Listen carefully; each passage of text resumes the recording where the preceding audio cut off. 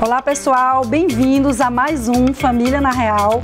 Gratidão por estar aqui, espero te fazer uma boa companhia. Hoje temos um tema de extrema importância para muitas famílias, a proteção e os direitos da pessoa idosa. Receberemos a doutora Sara Miranda, defensora pública, titular da 2ª Defensoria Pública do Idoso e presidente do CEDIP, Conselho Estadual da Pessoa Idosa, que irá nos ajudar a entender melhor as medidas protetivas e o papel da família e do poder público nesse contexto. Afinal, como garantir segurança e dignidade aos nossos idosos? Seja bem-vindo, seja bem-vinda ao nosso Família na Real.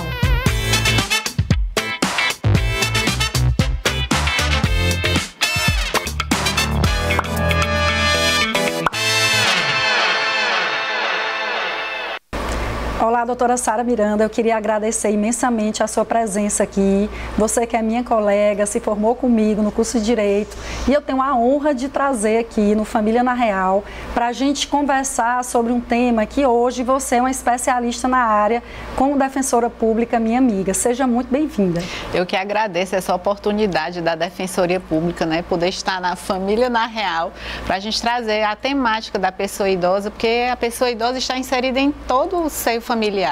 Então tem muita coisa interessante para a gente falar hoje. Vamos. Eu queria iniciar, doutora Sara, para você nos explicar o que são as medidas protetivas para idosos e em quais situações elas costumam ser aplicadas. Aqui no nosso Família na Real a gente traz a pergunta para o nosso telespectador se situar ali e entender o que nós estamos conversando. Muitas pessoas na sociedade não entendem o que são essas medidas protetivas. Bem, assim, infelizmente é uma temática que envolve a questão da violência contra a pessoa idosa. A gente precisa entender também o que significa essa palavra violência, né? Então ela pode ser entendida num sentido assim bem mais amplo, que é toda e qualquer violação a direitos da pessoa idosa. Então o simples fato de você não respeitar, por exemplo, a prioridade na fila de um supermercado para a pessoa idosa, isso já é uma forma de violência. Você não ceder o local o assento do ônibus para a pessoa idosa poder sentar e você sendo mais jovem, podendo fazê-lo, não tendo nenhum tipo de deficiência, também é uma violência.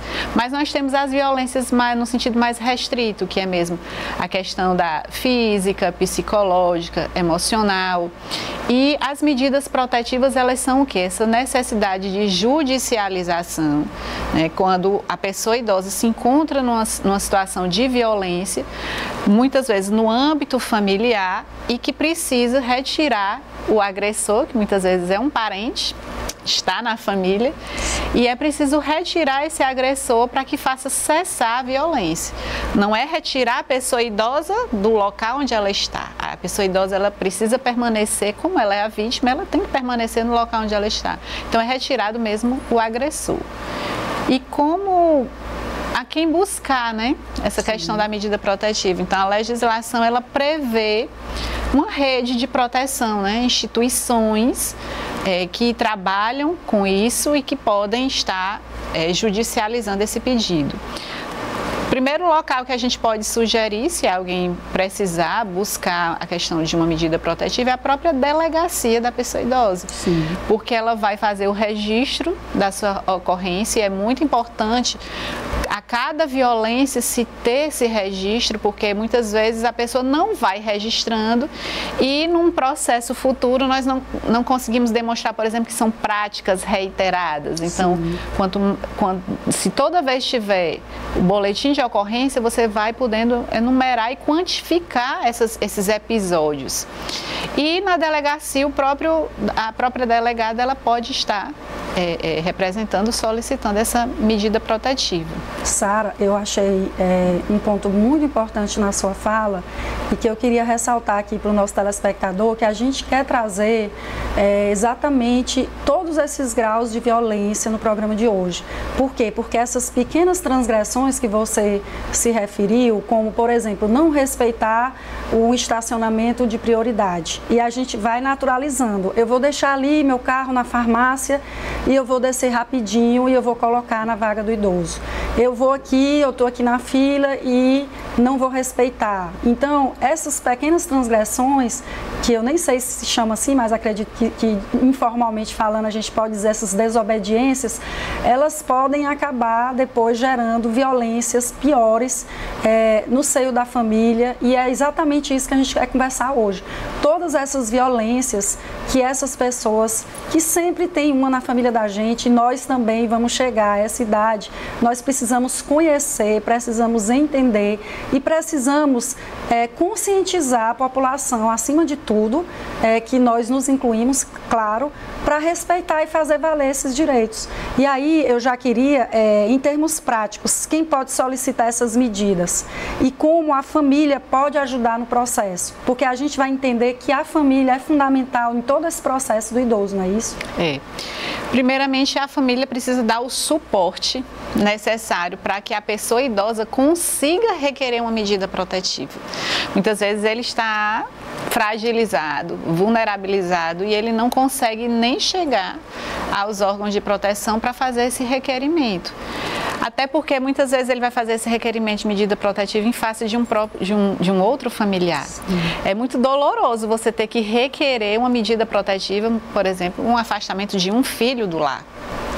E então, é comum, não é, doutora Sara? E é extremamente comum, mas muitas vezes se a pessoa idosa não tem esse amparo, ou então não tem aquela fortaleza de dizer, eu preciso entrar com essa medida, por mim, até por essa outra pessoa, porque se a verdade não se faz nesse âmbito familiar, vai se colocando para debaixo do tapete, essa realidade vai ficar maior do que se espera, né? Sim. Então, às vezes as pessoas requerem até, a pessoa idosa requer a medida protetiva, mas porque é em face de um filho, muitas vezes vem desistir. Doutora Sara, não dê mais entrada. Ou então, doutora Sara, quero desistir do processo. E nós precisamos respeitar a vontade dessa pessoa idosa, mas não demora muito tempo e tem um retorno, né, dessa pessoa idosa requerendo novamente a judicialização. Então, é algo que precisa ser encarado de frente, com muita força, com muito empoderamento da pessoa idosa, consciente dos seus próprios direitos, porque senão é uma situação, como diz a canção, nada muda se você não mudar. Então a mudança ela começa a partir de um posicionamento meu em relação à violência, não aceitar. Sara, e assim, a gente vendo, né, os grupos vulnerabilizados, mulher, vítima de violência, criança e adolescente, idoso, que a gente sabe que, especialmente na pandemia, nós tivemos números altíssimos nesse contexto de que os próprios familiares praticam essa violência. Então, todos os sinais são importantes, né? Vizinhos, o que o idoso poderia fazer, qual é o conselho, a orientação que você, como defensora, conversa com ele se ele está inserido nesse ambiente de violência, né? Que muitas vezes é uma violência psicológica e que ele está ali sofrendo e muitas vezes ele não tem essa coragem de denunciar a esposa, uma cuidadora, e é até bom a gente falar, né, as pessoas que podem cometer essa violência de um modo geral sobre isso. A doutora Cecília Minaio, quando ela vai falar sobre a questão da violência, ela diz assim, você precisa observar até a questão da idade, porque a pessoa idosa é a partir dos 60, mas geralmente de 60 a 69 anos, ele ainda tem um posicionamento mais firme, então é mais raro a situação de violência daí. Mas daí de 70 anos aos 80, eles são mais vítimas. Então a primeira coisa que observar é quantos anos essa pessoa idosa tem, porque quanto mais idade tiver, mais frágil ele fica. E aí tem uma dificuldade maior de poder denunciar ou de dizer, ou então já está entrando numa situação de Alzheimer, uma situação em que ele mesmo não consegue demonstrar a sua própria vontade, nem manifestar que está recebendo aquilo. Mas os vizinhos são muito importantes, tanto que lá na Defensoria Pública, quando nos chega a situação de violência, vem o relato de um familiar, né? Às vezes não vem a própria pessoa idosa, porque ela ainda tem essa dificuldade de fazer a denúncia, mas vem um familiar e a gente primeiro vai sondar aquela realidade. Então encaminhamos um assistente social para ir em loco, para ir na casa, para verificar a situação, fazer a escuta qualificada de todos os componentes da casa e também ouvir os vizinhos, porque às vezes a família encobre, mas os vizinhos ali, eles conseguem ouvir as palavras, né? Um tom de voz que é utilizado com ele bem mais alto do que o normal, acusações, xingamentos. Então essas pessoas são muito importantes na instrução, nessa coleta de dados, para a gente chegar mesmo a constatar se existe ou não uma situação de violência. Excelente. Eu nem tinha assim me atentado para a questão da idade, mas é fundamental, porque de fato o idoso, tanto em relação a algum problema que ele já enfrente de saúde, como Alzheimer ou a questão da idade, vai ficando cada vez mais difícil a luta como um todo por seus direitos e também a questão do enfrentamento à violência. E aí, Sara, vem aí o importantíssimo papel do poder público, de um modo geral, né, que é a nossa próxima pergunta aqui. Nós sabemos que o poder público ele tem um papel fundamental na proteção dos idosos. Quais são as responsabilidades e ações que o Estado deve adotar para garantir a segurança e o bem-estar dessa população? Sabemos aqui que o Estado é amplo aqui, né, esse conceito. Primeiramente, a própria criação das políticas públicas, né? Então, assim, é preciso ocorrer investimento. Quando se vai pensar em lei orçamentária, também se tem que pensar em quais são os serviços, em que serviços nós vamos investir. Então, hoje, assim, nós temos uma carência muito grande de investimento nos serviços que são voltados. Um aprimoramento da delegacia especializada da pessoa idosa. Não necessariamente que tudo tenha que ir para a delegacia especializada, porque muitas vezes a pessoa idosa ela se encontra num bairro que é bem distante, né? Então nós também precisamos fazer uma capacitação de servidores públicos que prestam todos uma infinidade de serviços para que possam também atender a pessoa idosa, porque às vezes existe um estigma de dizer assim, não, é porque ela é especializada no atendimento da pessoa idosa, como se essas pessoas, só elas pudessem atender a pessoa idosa. Não, a pessoa idosa, ela tem que ser recebida em todo o universo, todo local e todo espaço onde ela se encontra. Então, todos nós precisamos estar preparados para atender a pessoa idosa, conhecer bem essa temática, né? Então, precisa ocorrer investimento. E hoje, assim, pontualmente você falando, hoje existe em Teresina, que é uma coisa que mais o nosso núcleo se debruça, em parceria com o Ministério Público, investimento na questão das instituições de longa permanência de pessoas idosas. Então, nós estamos vendo famílias desagregadas, famílias desestruturadas, em que a pessoa idosa não está permanecendo no seio familiar e as pessoas estão procurando um local onde possam colocar a pessoa idosa. Então, assim, você investe a vida toda no seio familiar, quando você envelhece, a família não quer permanecer ou às vezes não tem uma condição de permanecer com essa pessoa idosa.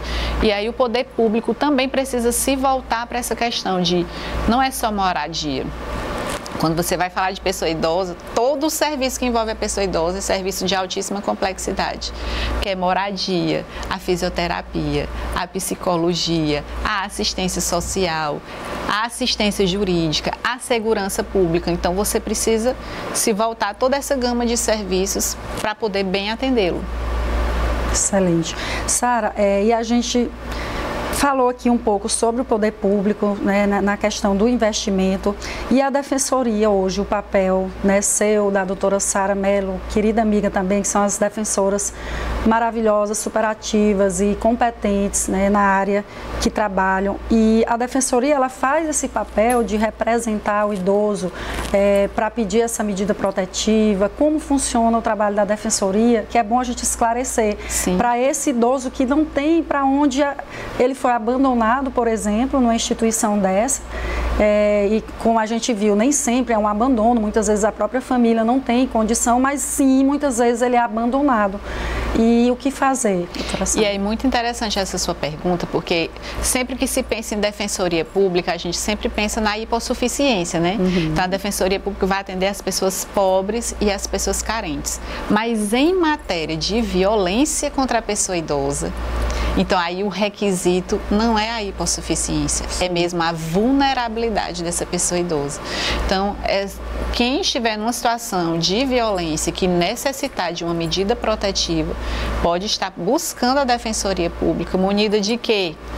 De um boletim de ocorrência, então precisa registrar essa ocorrência, essa situação de violência.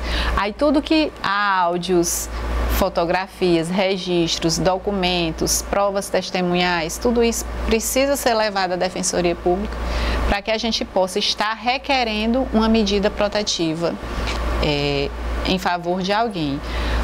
Nós não atuamos em tese como substituto processual aí falando que em nome da Defensoria Pública, geralmente é a vítima que vem requerer. Nós tivemos um caso interessante, doutora Rosa, em que a vítima, uma pessoa idosa, acamada, vários anos, cadeirante, não tinha possibilidade nenhuma de locomoção e o familiar veio para fazer a denúncia dizendo que ela não tinha nem água para beber. E a única pessoa que morava na casa era o esposo dela, né? Então o esposo ficava com os recursos, era também quem a privava de vários direitos e o familiar veio. Nós fomos requerer a medida protetiva. Mas quando nós fomos ouvi-la, ela disse não. Eu não quero que meu esposo seja tirado de dentro de casa. E aí nós pedimos, né, que o CAPS estivesse lá, então a gente pede socorro às áreas de saúde, para compreender também a questão da saúde mental daquela vítima e tudo mais. E foi constatado que ela sofria de síndrome de Estocolmo. Então, existe uma relação de simbiose, uma relação entre o agressor e a vítima, de tal maneira que a vítima se coloca como se tivesse que ficar naquele ambiente e ela não consegue se libertar. E aí seria um caso de se requerer uma medida protetiva até contra a vontade dela, porque a vontade dela estaria comprometida por conta da síndrome de Estocolmo. Mas aí o familiar retrocedeu, disse não, se ela não quer, se ela quer permanecer nessa situação. Então veja como é muito complexo, muito delicado e é preciso haver uma libertação da vítima de consciência, de dizer assim, eu não quero mais me submeter a essa realidade, para que a gente consiga realmente obter um êxito com essa medida protetiva. Então a gente vai dar um rápido intervalo agora e volta já já.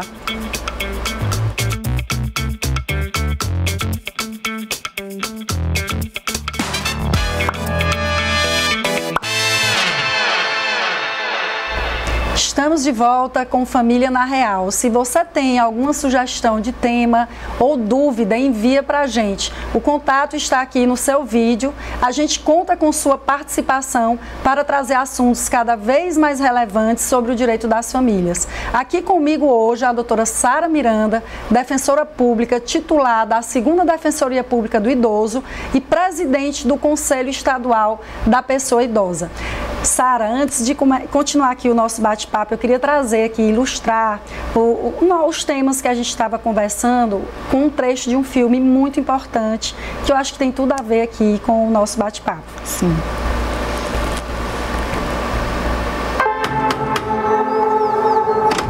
Bom dia, senhora Peterson. Me desculpe incomodá-la a essa hora da manhã. A justiça decidiu que a senhora precisa de assistência para cuidar de si mesma. Eu estou bem. Infelizmente não é a senhora, nem eu quem decide isso. O tribunal me designou para ser sua guardiã legal. O quê? Vai ter que me acompanhar. E não esqueça. Eu estou aqui para ajudar. O nome desse filme é Eu Me Importo. Notoriamente, essa senhora ela sofre bastante violência, cerceamento em seus direitos. Muitas coisas que acontecem com ela no filme, ela nem estava preparada, nem tomou conhecimento, como a gente viu aí. Não sei se você viu, Sara, mas ilustra bastante essa situação que o idoso vive em todos os aspectos do enfrentamento à violência. Sim, aí principalmente é o desrespeito à autonomia da pessoa idosa. Isso. As pessoas acham que porque alguém se tornou idoso, né, atingiu uma determinada idade, ela deixou de expressar o seu querer, a sua vontade, como se ela perdesse a liberdade de escolha. E não é isso que acontece. Só para dar um exemplo, as pessoas que estão hoje acolhidas, institucionalizadas numa instituição de longa permanência, não é porque elas estão ali que elas não possam um dia sair para comprar um vestido. Elas não perderam a liberdade de locomoção, nem a liberdade de decisão. Ali é a moradia delas. Às vezes as pessoas procuram um determinado serviço, por exemplo, na Defensoria Pública, e vem a mãe e o filho. E o filho não deixa a mãe falar em hipótese nenhuma, porque ele é que sabe narrar a história, contar a história. Então, assim, só um minuto, porque eu atendo a pessoa idosa. Isso. Eu queria permitir, ouvir a pessoa idosa na expressão dela, o que ela acha, qual é o querer dela. Então, assim, a gente vai meio que anulando a pessoa idosa, minimizando, colocando em situações de rebaixamento, como se ela perdesse totalmente sua autonomia. E não é isso. A legislação civil hoje garante todos os direitos, né? Foi preciso existir uma legislação para dizer que a pessoa idosa tem direitos humanos, que é um óbvio, mas o óbvio às vezes tem que ser dito. Por quê? Porque as pessoas, como você foi falando no outro bloco, das transgressões, pequenas transgressões que vão gerando de violação em direito, vai virando coisas maiores, né? Sim. Então nós precisamos respeitar a autonomia da pessoa idosa. Apenas no fato, na situação em que ele tenha perdido a lucidez, né? Isso comprovado por médico, né, com atestado médico, dando esse diagnóstico e alguém sendo nomeado seu curador, é que essa pessoa vai passar a falar em nome da pessoa idosa. Fora dessa situação, ele tem o direito de decidir a vida dele. Sim. No filme representa exatamente o contrário, ela perdeu completamente sua liberdade de escolha. Sara, eu não poderia deixar de falar nisso porque eu tenho uma mãe que tem 79 anos. Minha mãe é viúva desde 2006 e ela é muito próxima a mim, aos filhos. Ela almoça todos os dias comigo, eu chego da defensoria e estou lá conversando. Mãe, um beijo, te amo. Então, a gente vê até a questão da paciência, né? Essa questão da autonomia, ela vem inclusive dos parentes. A gente vê uma impaciência das pessoas, do filho, em fazer essa escuta, em tentar entender, uma exclusão digital. Muitas vezes a gente quer que os parentes, e aqui eu já estou entrando em outros temas, mas é que o filme me lembrou isso, porque muitas vezes a gente não tem paciência e quer que as pessoas idosas, nossos avós, nossos pais, eles tenham a mesma habilidade com algumas tecnologias como nós temos, e isso é muito grave, porque também cerceia direito da pessoa, não é isso? O respeito às diferenças. Nós estamos dentro do núcleo familiar, mas nós temos as nossas limitações. Todos nós, independente da idade, nós temos alguma habilidade a mais ou a menos, uma limitação aqui, outra acolá. Então, se nós não nos respeitarmos dentro desse núcleo familiar, nós vamos ser... Então, a paciência, eu digo que é algo que se constrói, né? Isso. É uma virtude, é algo que você vai construindo dia após dia. Eu terei paciência hoje, é como andar de bicicleta. De bicicleta você não nasce andando de bicicleta, mas você vai fazer a experiência de ir, você vai estar de rodinha, ali enquanto você não tem habilidade, depois você, quando já tiver o manuseio melhor, você vai tirar as rodinhas, até que você vai andar sem nem observar que você está fazendo algum esforço, você já está andando automaticamente. A paciência também é assim. Às vezes você vai fazer um esforço de ter paciência, porque você está fazendo esse raciocínio, né, uma atitude racional, mas vai fazendo, se determinando, até o ponto que você vai estar no automático e você vai estar naturalmente sendo uma pessoa paciente. Então, não existe paciência sem esforço. Exato. E essa questão que você falou do laudo, da comprovação de algum problema de saúde em relação ao idoso é muito sério. Na defensoria eu atuo também como curadora, né, no Instituto da Curatória, curatela em vários processos, você sabe, e muitas vezes a gente se depara com uma audiência de entrevista em que aquela pessoa idosa, ela está ali só por causa da idade, ou porque ela tem alguma limitação física. Já aconteceu muito, e por que você promoveu essa ação de curatela? E aí a gente vai entender o motivo, e que nada tem a ver com nenhum tipo de incapacidade daquela pessoa. Então daí temas tão importantes que nós estamos tratando aqui hoje. E é por isso que a legislação também prevê a defesa dessas pessoas. E aí entra o outro papel da Defensoria Pública, que é o papel de curador. Nós podemos estar atuando aí, né, na curadoria, não seria nem a curatela, a curadoria de pessoas idosas. E já aconteceu de uma pessoa idosa vir nos procurar e dizer assim: estão pedindo minha curatela, querem me interditar, mas eu sou lúcida. E aí a gente fizemos a contestação, a defesa dela.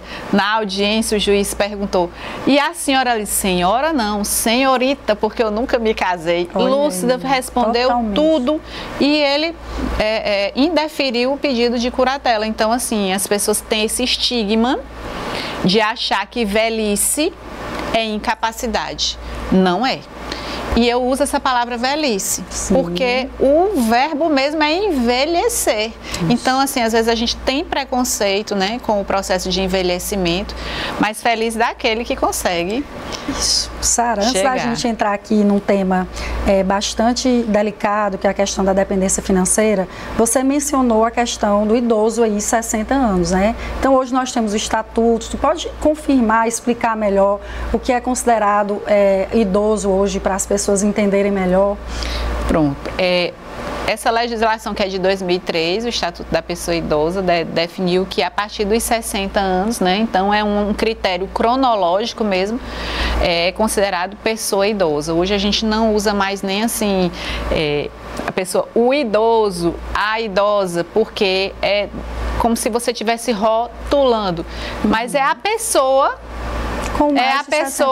com mais de 60 anos que está necessitando ter um cuidado maior. Então, isso tem mais a ver conosco, enquanto sociedade, enquanto poder público, de observar e ter mais atenção às necessidades dessas pessoas particulares, do que propriamente dita em relação a essa outra pessoa, porque ela continua com a autonomia, com todos os seus exercícios de direitos, inclusive eleitorais, de casar. Né? E aí depois entra até em outras temáticas que tem mais a ver com a sua especialidade, que é a questão, por exemplo, de regime obrigatório de bens, né? A partir dos 70 anos, de se pensar assim: por que uma pessoa de 70 anos não poderia decidir um outro regime legal? Então, assim, o pensamento do legislador era proteger, mas às vezes você protege alguém que está bem apto, bem seguro e que tem condições de viver uma outra realidade. Mas é o cuidado mesmo com a questão da violência, que é aquele ditado que diz assim: ele está de olho na boutique dele, né?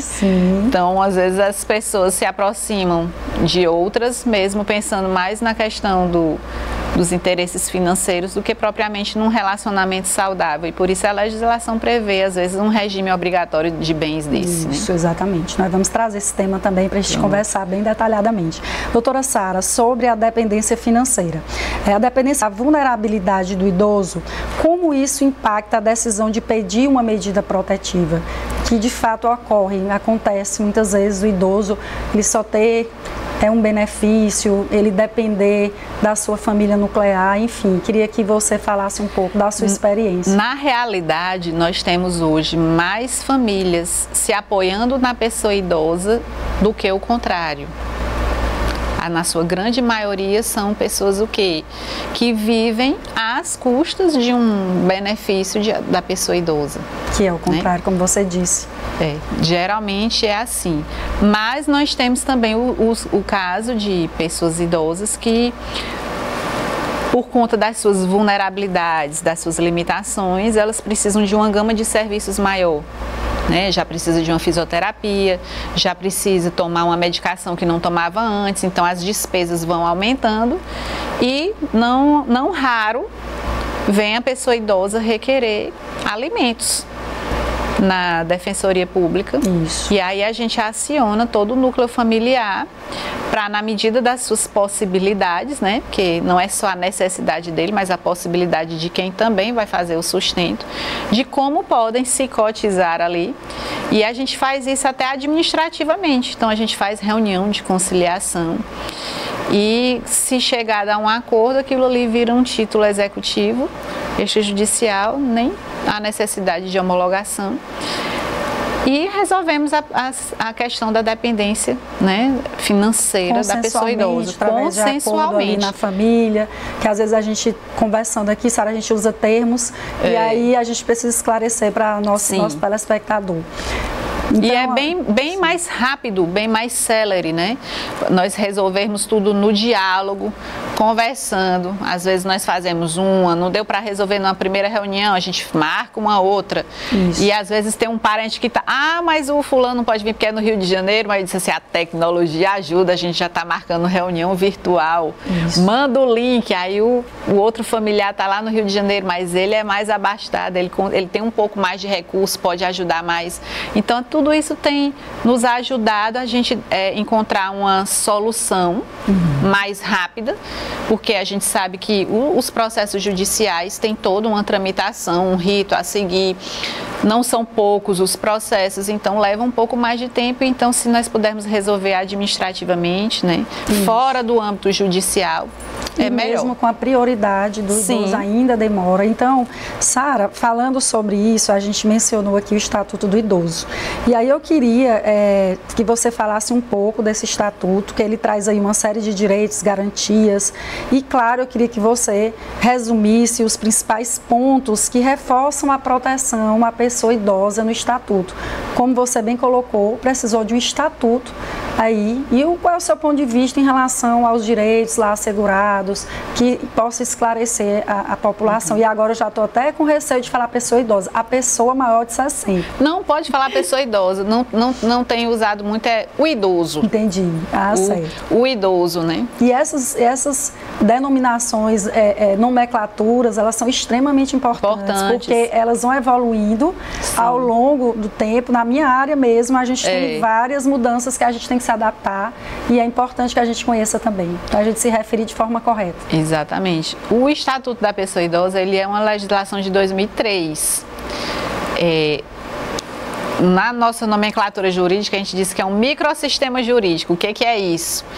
Ele fala de vários temas que se referem à pessoa idosa dentro de uma lei só.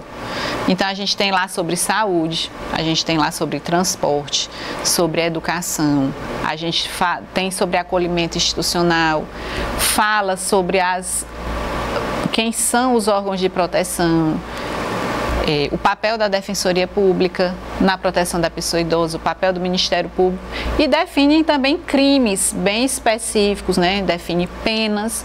Então, nós temos do penal ao civil, né? Matéria de saúde, tudo dentro dessa legislação.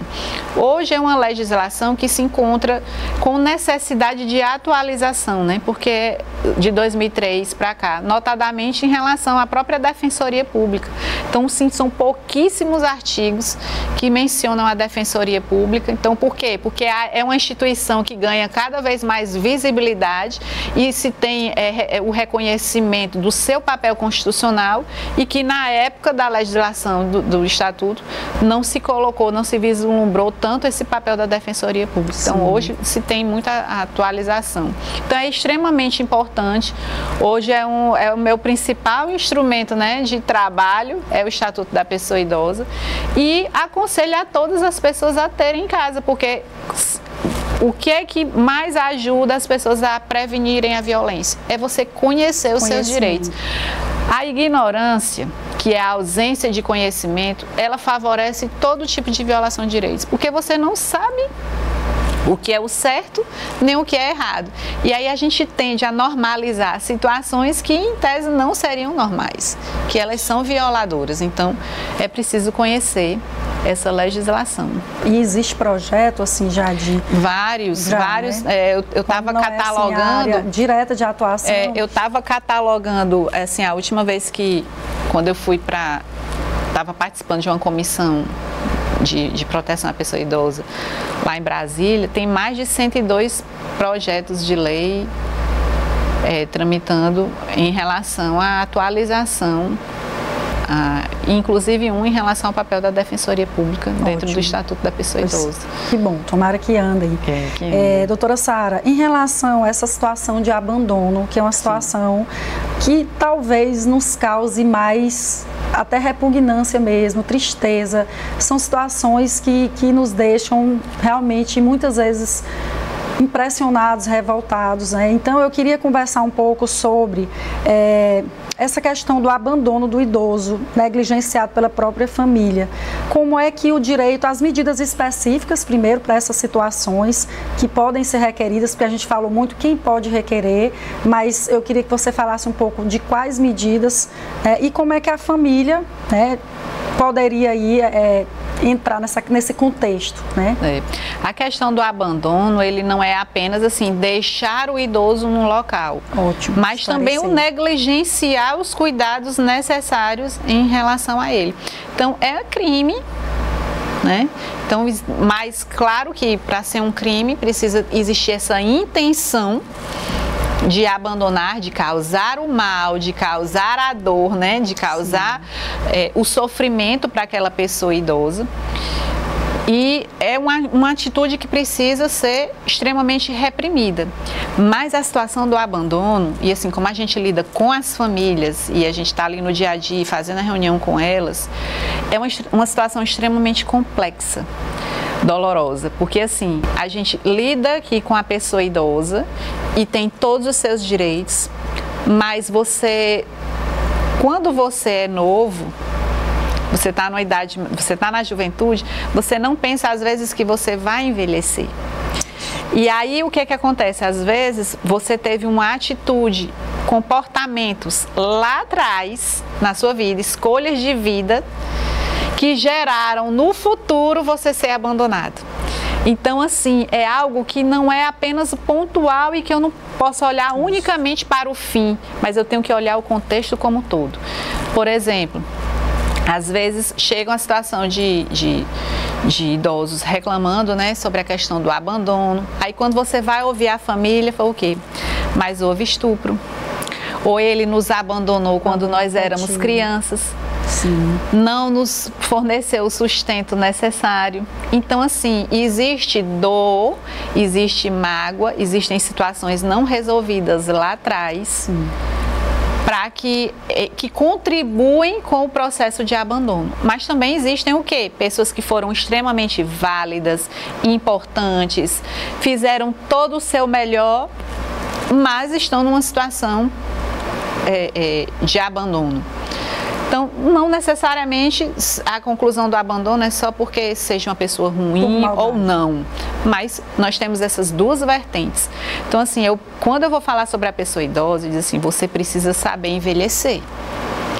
O que você está plantando hoje para você colher amanhã, para que toda a tua família, né, te acolha dentro do núcleo familiar e te perceba como essa pessoa cheia de direitos, de tudo que não é que você vá perder, mas como você contribui também para esse desregramento, para fragilizar esses laços familiares. Então, na verdade, nós não conseguimos resolver a questão da pessoa idosa sem trabalhar o núcleo familiar. Um olhar sistêmico mesmo. É enxugar gelo, porque você não vai conceder amor, você não vai conceder afeto, então você precisa trabalhar todos esses laços para que você possa trazer essa pessoa idosa para o núcleo familiar. Mas, em sendo algo mesmo desejado, porque as pessoas realmente não têm afeto, não têm amor, reciprocidade em relação à pessoa idosa, isso torna uma prática criminosa que pode ser responsabilizada e deve ser reprimido, né? Porque é uma situação de violência. Sim. Mas você vai ver que não começou com isso. Foram várias outras situações que chegaram nesse ponto máximo, né, da questão do abandono. Muitas vezes diz assim, doutora Sara, deixaram a pessoa idosa lá na instituição tal e foram embora. Ou seja, assim, não tem nenhuma responsabilidade afetiva, emocional, jurídica, nada. Você está deixando ali como que você está deixando uma coisa. E o poder público que se vire, e hoje não tem.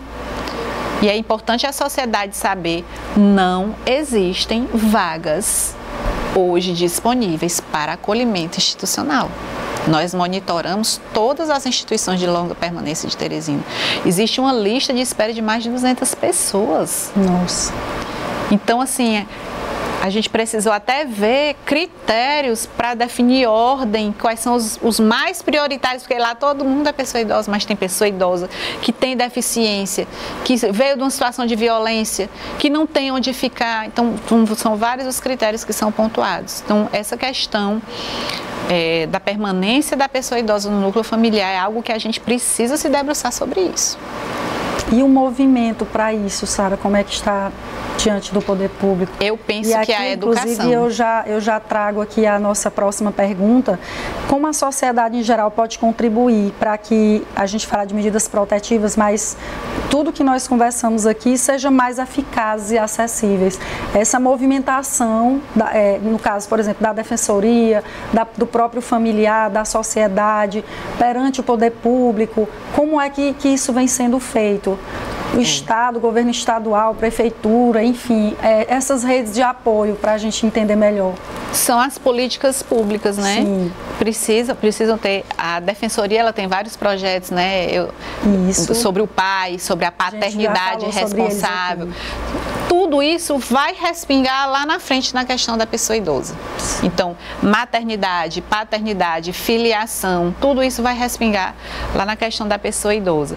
Mas eu penso que algo muito eficaz é também a questão da educação. Você introduzir nos programas de ensino de todas as escolas públicas, privadas, você começar a trabalhar a temática da pessoa idosa, a valorização da pessoa idosa já desde criança. Isso. É algo que também precisa ser trabalhado culturalmente.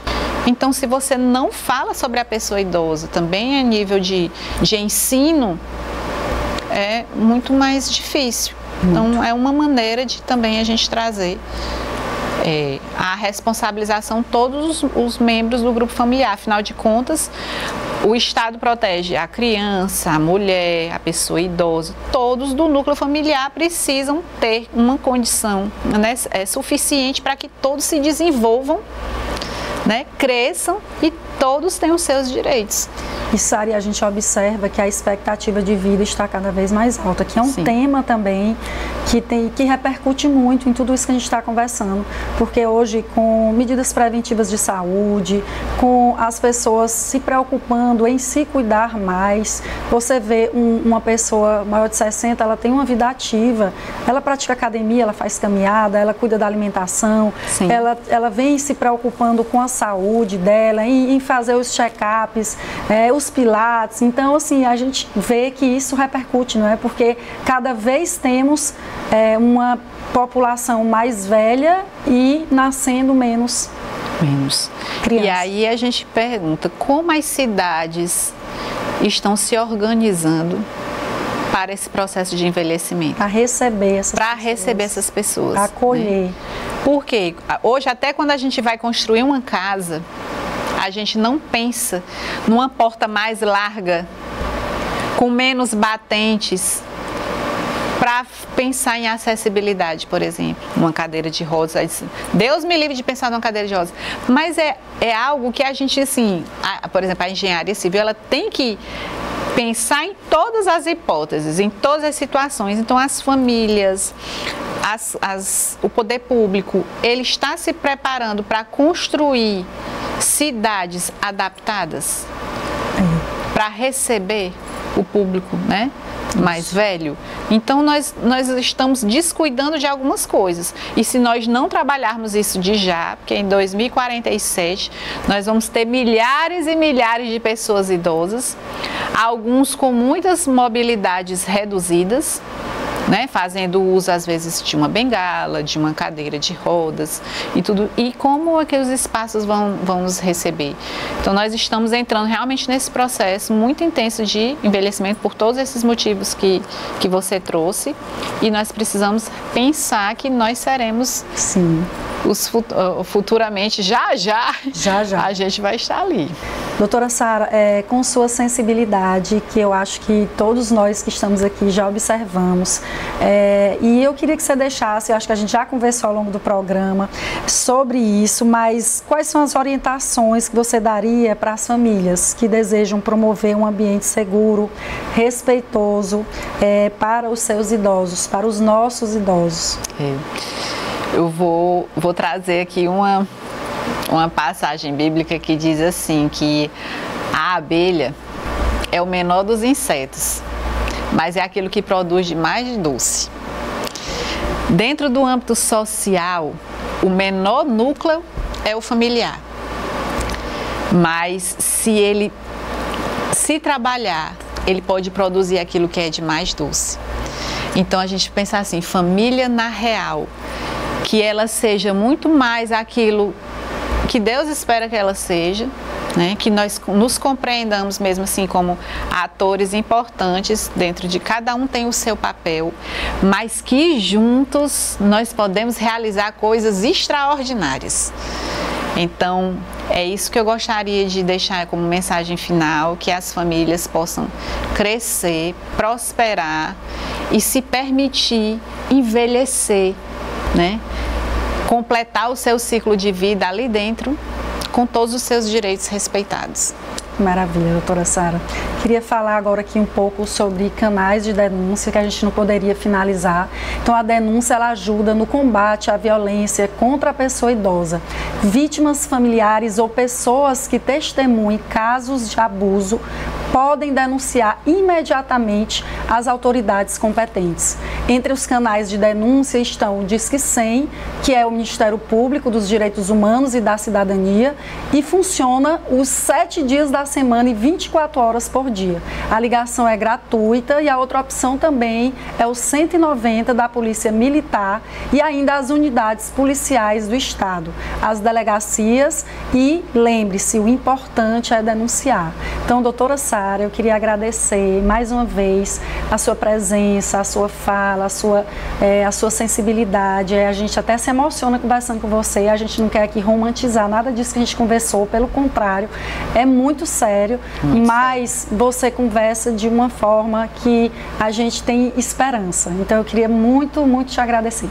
E eu que agradeço, e deixar bênçãos, e que também essas famílias possam, refletindo por meio desse programa, né, que é tão importante para a sociedade, a cada tema, e crescendo cada vez mais, e se refazendo, se adaptando, porque aqui tem muito conhecimento.